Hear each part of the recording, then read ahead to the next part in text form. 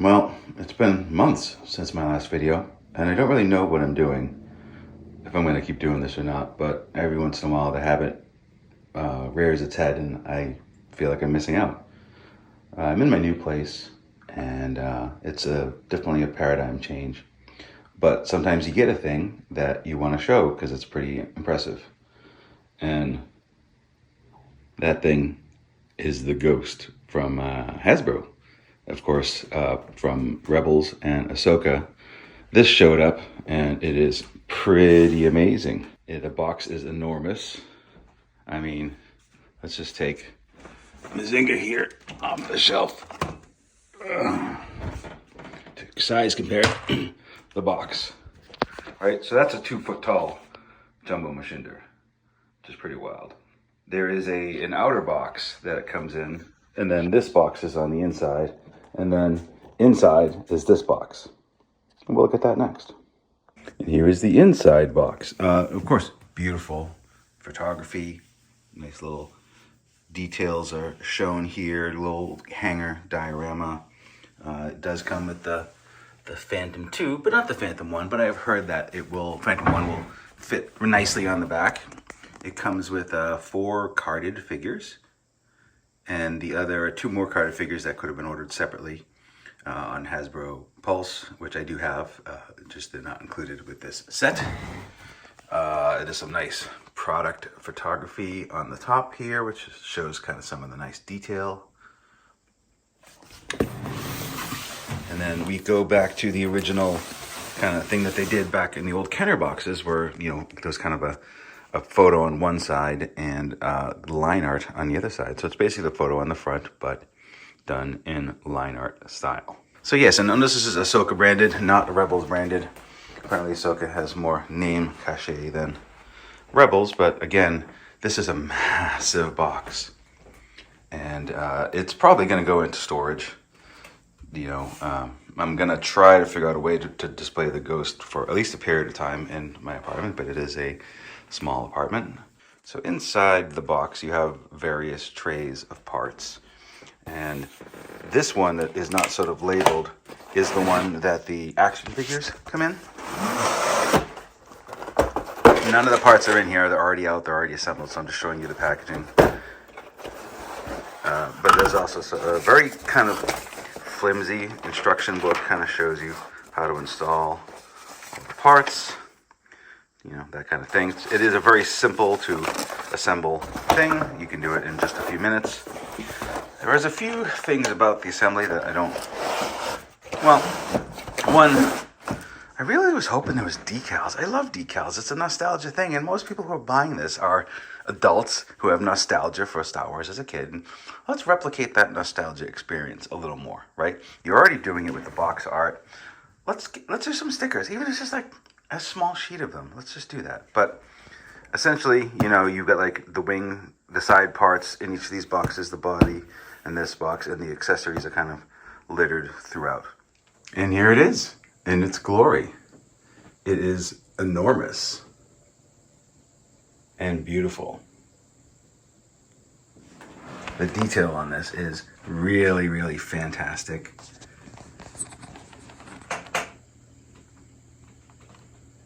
So nice. So the Ghost measures, ready for this?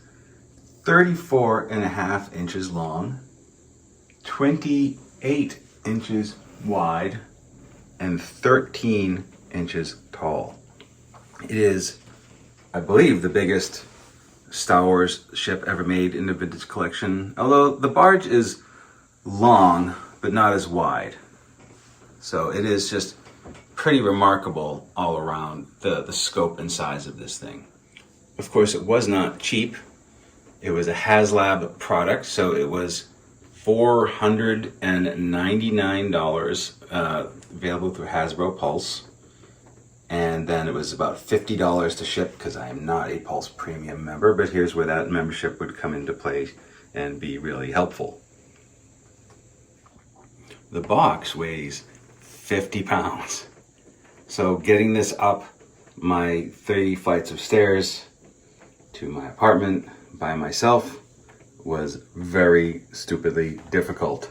I had to kind of like flip it end over end up the stairs because not only is it heavy, but it is awkward in size, of course, because it is very large.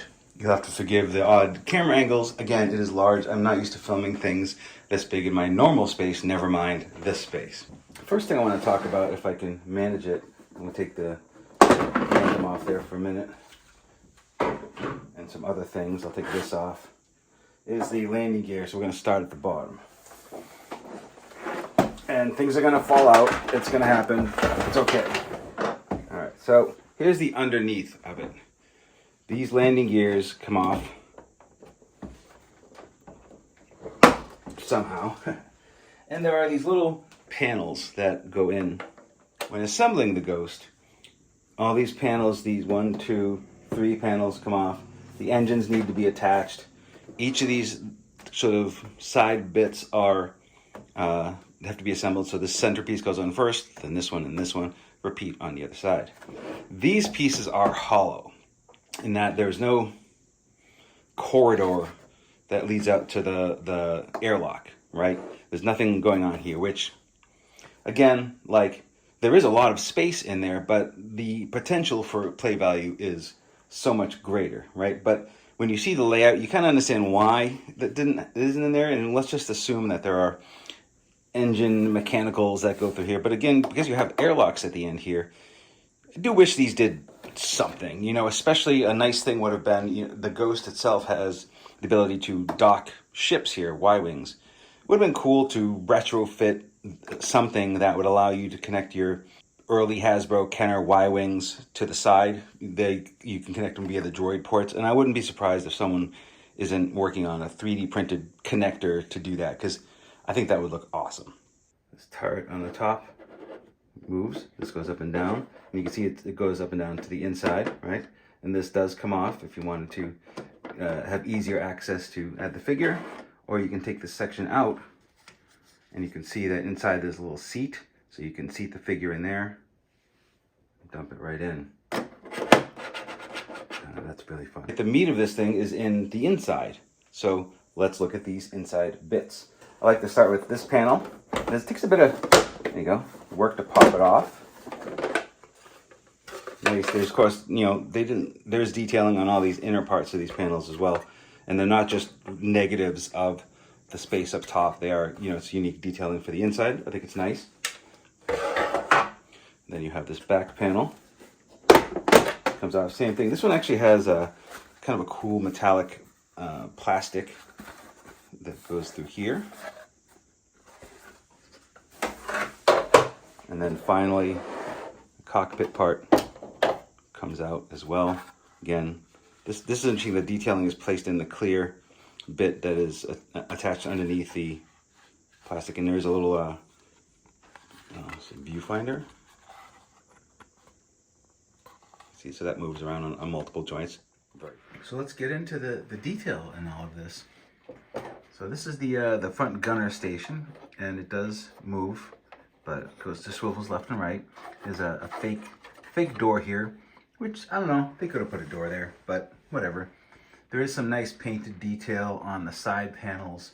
Yeah, no, that's fine. It'll fit a standard figure. One thing I don't like is that the gun doesn't move in sync with the tarp. What would have been really cool is if this did this, but it does not. They are separate.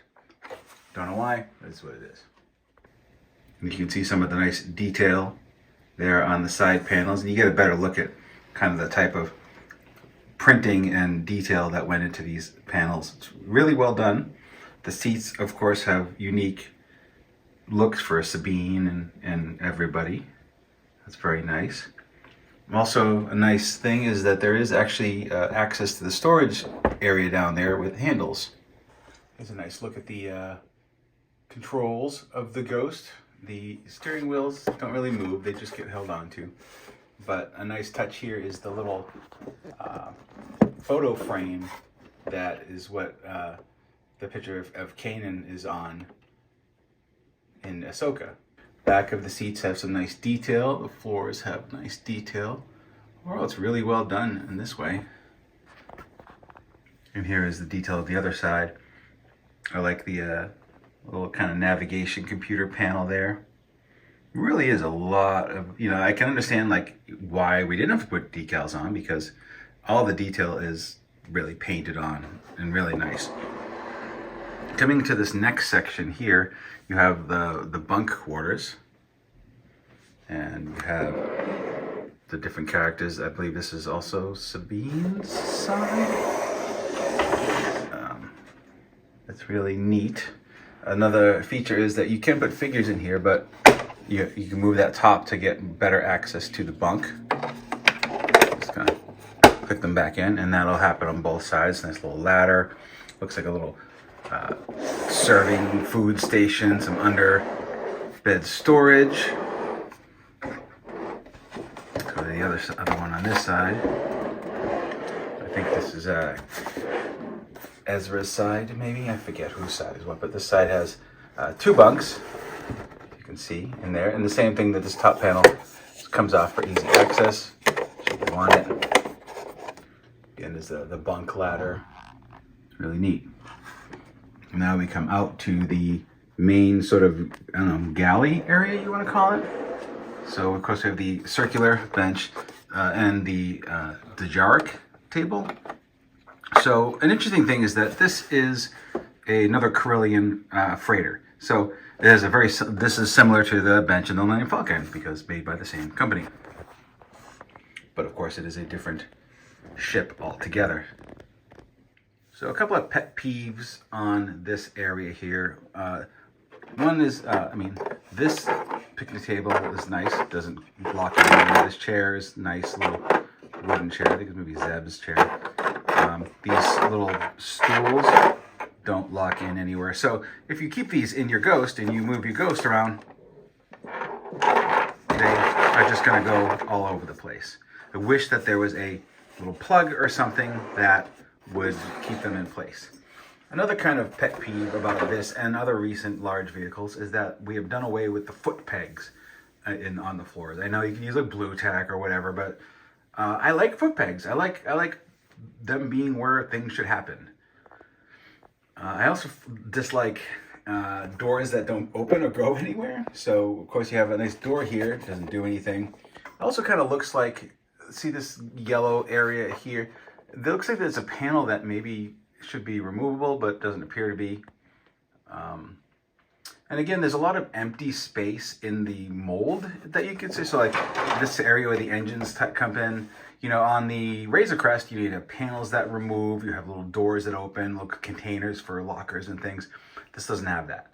So this is, kind of, I wish it had those little sort of Easter eggs where, oh, this panel opens and there's storage, or, and I don't see that yet. Maybe I've missed, the Easter egg demo or something, but yeah, it doesn't happen with the Ghost. But I mean, it is still super cool that you can open and have this really just this giant play set. And there is a lot of space in there for posing and figures. And again, I just wish that we'd use this space. It's basically empty. I wish we'd done something with it, I guess. It seems like there should be something to do with it. And here are the engines. You do have to attach these yourselves. They are, very nicely detailed and weathered. I think that those panels in there the yellow panels are translucent. I sort of read somewhere that when they designed this, they kind of left a lot of spaces intentionally hollow so people could run their own lights and things into it, which is fine. But for $500, I don't know, man, put some lights in it, right? That's not hard or expensive to do. I mean, the Micro Galaxy Squadron Ghost has lights and sounds and tilt action and all of that, and this one doesn't. As an example of that, you can see on the front here, there are these sort of running lights here that are clear. So again, like these can be wired up and done something with. They just have not for this. So I know it's the economy, stupid, yada, yada, yada, but I feel like at this point, if we're paying $500 for something, it should be the best version of it that it could be without me having to learn how to be a home hobbyist. Another cool feature is the loading door, you see, call it cargo door, that opens up in the front. And I like how it goes right to the level and then creates a seamless walkway. But unfortunately, you know, it is not to scale. It's very small. But you can see that. You can see right through to that ladder in the other compartment. I think that is a really nice touch that does flow through. And what I use this space for is I store those panels that come off from the landing gear. I just kind of store them in there.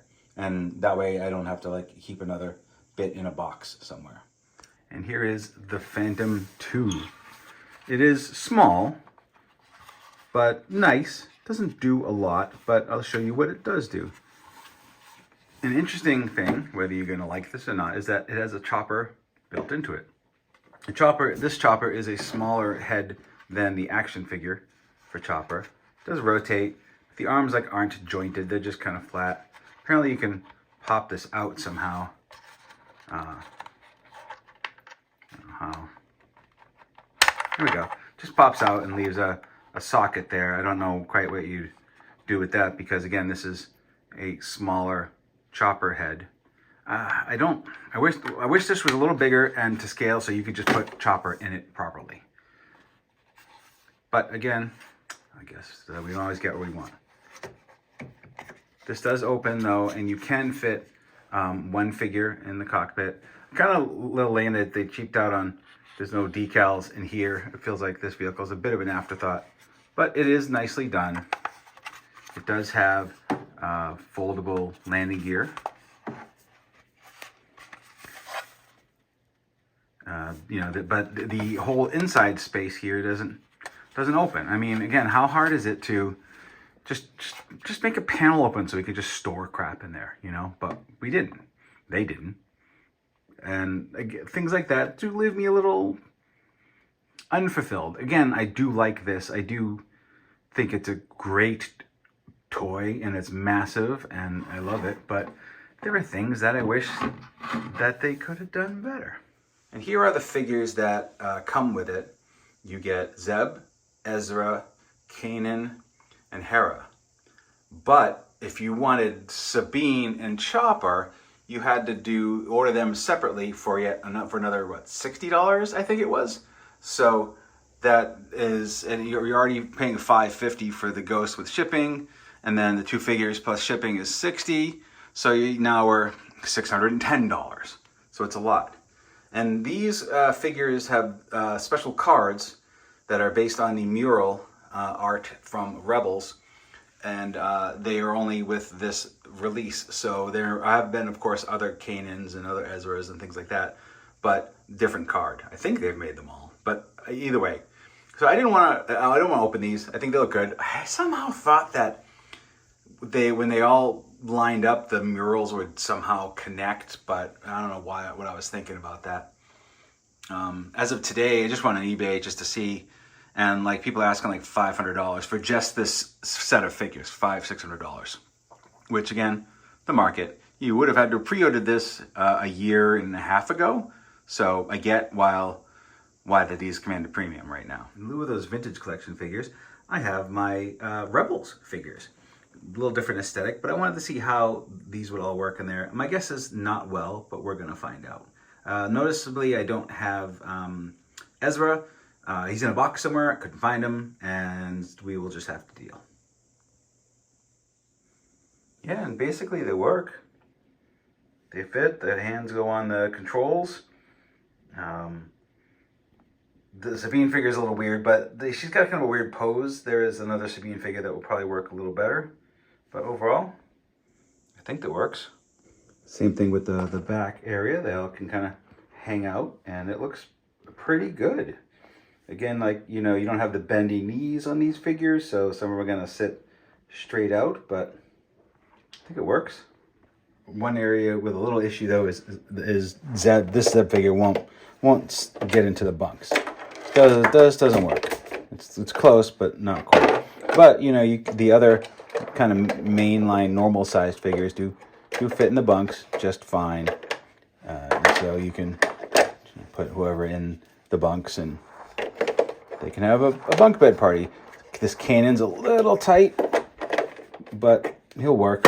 So, and with the vintage collection figures, they have more joints that'll bend and stuff. So it'll make more sense. All right, so let's reassemble the Ghost. Okay, so I think the first thing that I did was this panel. And it requires a little, hear that click? There you go. That means it's in. And then this panel goes on next. Again, you gotta like just click it all in. And then this piece just goes on the front. Kind of loads in this way. And finally, the Phantom 2 just clicks in on the back. And there you have it. That's the Ghost. You know, despite the cost and the weight, I am still very happy to have it. I think it's a cool display piece. Wish it had a little more play value. There's always a lot of things that I wish would happen. But it is very cool. Oh, so I didn't click this down. Oh, well, that's not clicking down, but sometimes you gotta give a little oomph to some of these seams. But yeah, it's nice. I like it a lot. Oh, and as a bonus, I wanted to share with you the Micro Galaxy Squadron Ghost, which is way more colorful than the Haslab Ghost. A lot of different colors going on here. This one doesn't come with a Phantom, either one, so that's worth noting. But overall, it's a slimmer profile. You know, the Ghost is chunky, right? And you look at how deep and kind of chunky this is. It's deep, right? It goes down a lot. You can see like it's just thick. But they don't use that thick space for anything, which is really interesting. Whereas the Micro Galaxy one, you can see, is very svelte. Of course, it's also much smaller. Also wanted to show you what they did pack into this thing at the price point. Okay, so there is a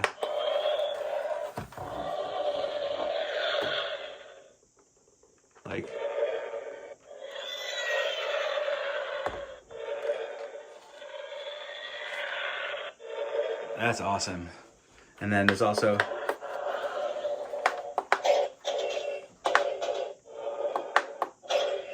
actual Ghost firing sounds. Very, very cool. What else did they do? Well, in that is also, look at that. It's a fully detailed interior with, gasp, corridors. And what this is a docking area where you can basically swap this out and dock in the Micro Collection ships. But there's a fully, you know, detailed interior here. Same one as kind of what we had before, and little nubs to seat your figures. You've got a little hallway, little storage units, and then of course, if you go up to the front here, you've got the cockpit and all of the figures. Again, just really nicely done. And there's even the detail. So in the bunks here, you also have, you know, more of Sabine's artwork, way more detailed and customized than the other versions. But again, I guess the difference here is that this is the Ghost as seen in Rebels, as opposed to the Ghost as seen in Ahsoka. So that could be part of it. I don't know. Here's the thing that's going to blow your mind about this piece. We're what, end of December in 2024. This whole thing, this Ghost is on sale at Walmart for $15.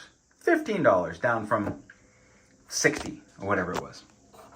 And does almost everything the other Ghost does. Landing gear retracts, cannons move, has a little door for storage in there. Like I said, these gears go up. And these landing gears are self-contained. Right? So this cannon rotates and opens, and you can see the lights through there when it's lit up. This front cannon moves around and goes up and down. Well, it moves anyways. It's supposed to move. All right. it does move. I know it moves because I've moved it. But anyways, yeah. So, I mean, this is a better value. And it does almost everything that this does. So if you're concerned about space, get this one. If you are not concerned about space and you want to pay, I don't know, 10 times as much, more than 10 times as much for this, yeah, I mean, go for it. I mean, because again, this is magnificent. You do get a Phantom. You have to buy the Phantom separately here.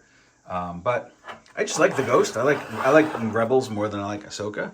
And it's just interesting to see two different interpretations of the beloved ship. So, all right. Well, I know this was a little kind of rusty and maybe poorly shot. Again, I'm not into the groove of doing this again, but this was just a cool piece that I wanted to show you. I'm sure there's a billion videos of this out on YouTube. If you have any questions about it, I will happy to answer them the best that I can. But yeah, thank you guys for hanging in there. I may slowly get into this. It depends on what my life looks like. But this is Josh from CollectionDX. See you later.